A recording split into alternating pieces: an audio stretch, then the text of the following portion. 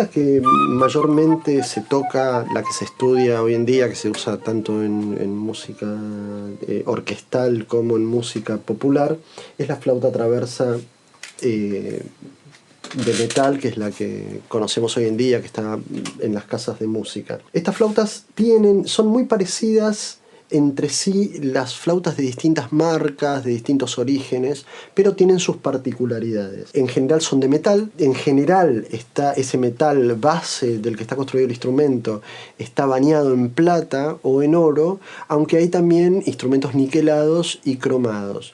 Yo no recomiendo a la hora de ir a comprar un instrumento cromado o niquelado, porque el problema es que estos materiales no tienen poros, son como un vidrio, y cuando uno está tocando, la transpiración de la mano y de la barbilla hacen que el instrumento se patine. Y es muy incómodo cuando uno está en posición. El instrumento se tiene que sostener casi solo, tiene 4 puntos de apoyo. Uno es el mi bemol, el otro es el pulgar, este dedo, el meñique, tira el instrumento para abajo, el pulgar hacia arriba, hacia uno y la boca hacia allá. Entonces, con estos 4 puntos de apoyo uno debería poder moverse sin ningún problema. El tema con los instrumentos cromados es que inevitable que los dedos transpiren, el instrumento se te patina. Algo que no pasa con los instrumentos de plata maciza, de oro macizo o bañados en plata o en oro. Hay mucha discusión respecto del tema de los materiales, si el oro sí, si la plata sí, si la plata es mejor que el oro, si la alpaca es peor que la plata, etc. Más que la calidad del material, lo que incide es cómo fue construido, y que el mismo material, o sea, uno puede agarrar una chapa de plata y esa chapa de plata puede tener distintas durezas según cómo uno la trabaje. Si le haces un proceso que se llama recocido, es decir, le pasas un soplete, el material queda blando como un papel, y si lo comprimís trefilándolo o laminándolo, hay distintas técnicas, el material se endurece, y estamos hablando de la misma chapa de plata. Entonces ahí yo creo que tienen respuestas acústicas distintas según cómo esté tratado el material. Por lo tanto, mucho más que si es de plata, de oro, de esto, es cómo fue trabajado el material. A mí me ha tocado probar flautas de níquel o de alpaca fantásticas y flautas de plata malas. Entonces yo no pondría tanto el acento en eso. Sí que el instrumento esté bañado en plata, por esto que explicaba antes. El estado es obvio. Si el baño está en buen estado, si no tiene estas picaduras, mejor. Si las zapatillas, que son las almohadillas que están por debajo de las llaves, que son las verdaderas responsables de que el instrumento no pierda aire, están en buen estado, mejor. Yo recomiendo, para aquel que no toca, ir con el profesor o con algún luthier a comprar un instrumento, porque uno no se compra una de estas cosas todos los días. Entonces, hacer una mala compra porque te entusiasmaste con el brillo en una casa de música, a veces tiene un costo muy alto, que es que te compraste un instrumento nuevo con toda la ilusión, y no te suena el instrumento, y pensás que el problema sos vos, que te está faltando crecer como instrumentista, y en realidad la dificultad la está poniendo el instrumento. Yo, si tuviese que buscar un instrumento profesional, iría a buscar un instrumento de una firma que se dedica a hacer flautas traversas, y que están especializados en eso. Son más caros, pero también tenés la seguridad de que estás comprando algo que es más específico, está mejor terminado.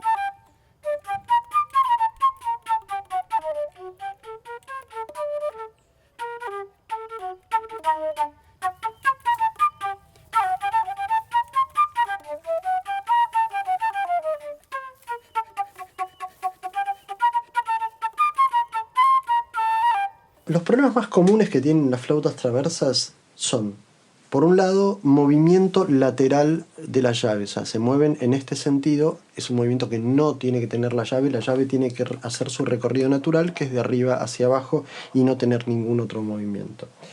Esto se puede recomponer y tiene que ver en general con desgaste, golpes, cuestiones que en cada caso será otra la razón.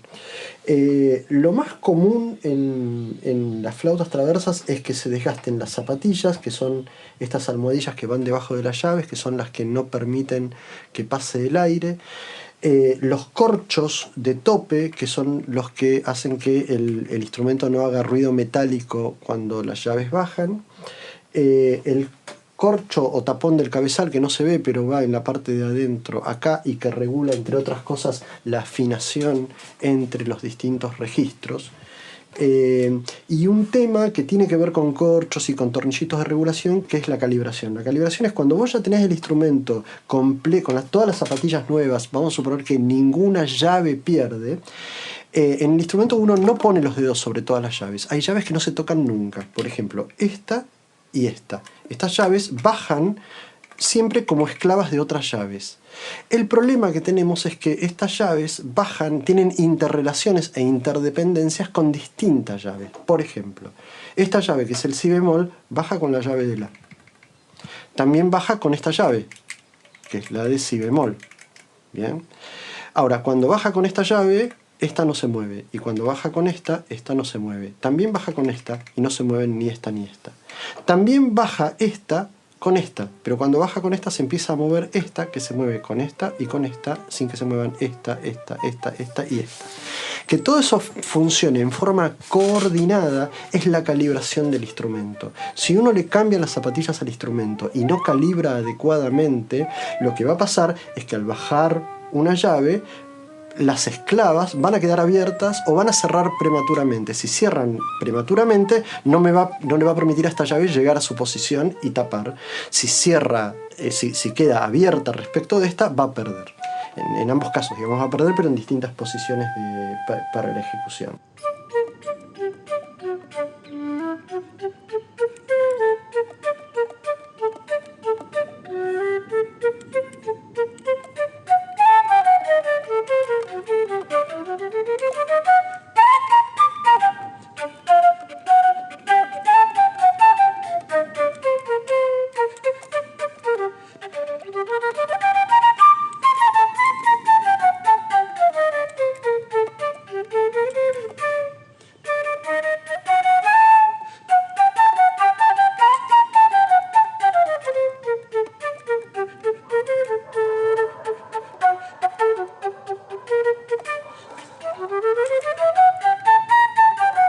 Lo que se le reemplaza, digamos, el repuesto más importante son las zapatillas, que son estas cositas que tenemos acá, que son básicamente una ruedita de cartulina, una ruedita de fieltro, es fieltro tejido.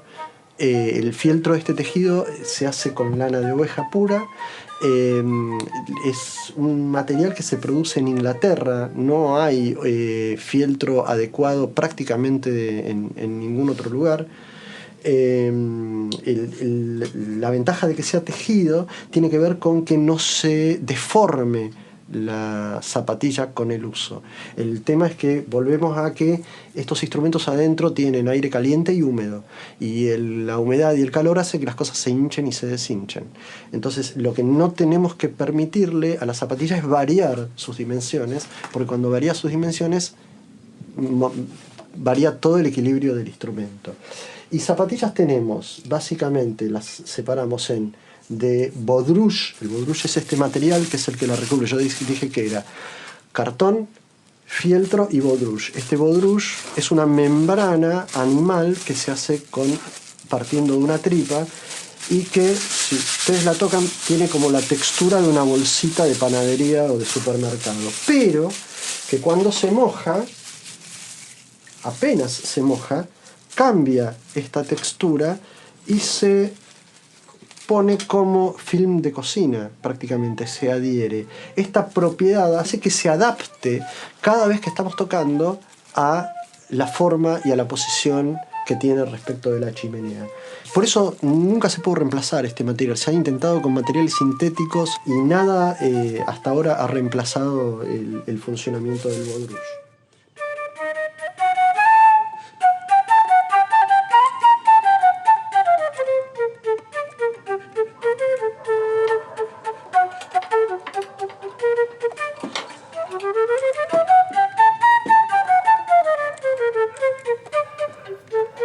El mantenimiento de los instrumentos cuando uno ya los está utilizando, en general tiene que ver con los cuidados respecto de la humedad, de obviamente cuidarlo de los golpes, que es lo que veníamos hablando, eso es una obviedad. Yo soy partidario de no exagerar los cuidados con el instrumento, porque en los años que tengo de lutería me pasó muchas veces de tener que reparar instrumentos por exceso de celo en el cuidado, que terminan dañando el instrumento, que por descuido que tiene que ver sobre todo con el tema de la limpieza. Es muy común entre los flautistas que una vez que terminan de tocar le pongan un papelito de armar abajo de las zapatillas para que absorba la humedad y seque las zapatillas.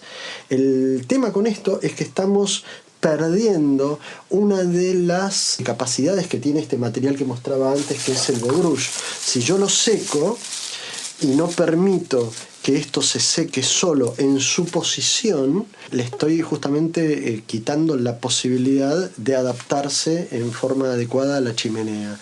Lo que yo recomiendo cuando uno está estudiando o en un ensayo, en un concierto o lo que sea, y terminó de tocar, dejar el instrumento 15 minutos en su soporte, en posición vertical, de modo que drene el agua que hay adentro, y después de eso, con este dispositivo que se llama baqueta, tiene un agujerito, se le pone un pañito de algodón, se pasa por dentro del instrumento con las partes separadas.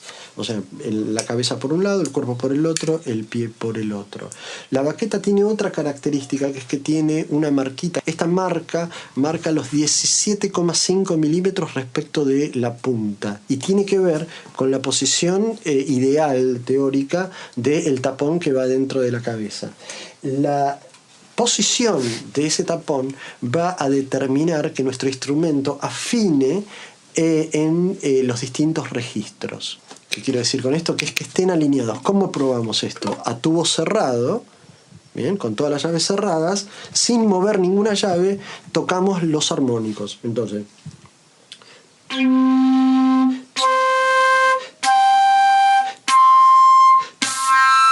y si los armónicos están alineados, quiere decir que la posición del tapón es la adecuada.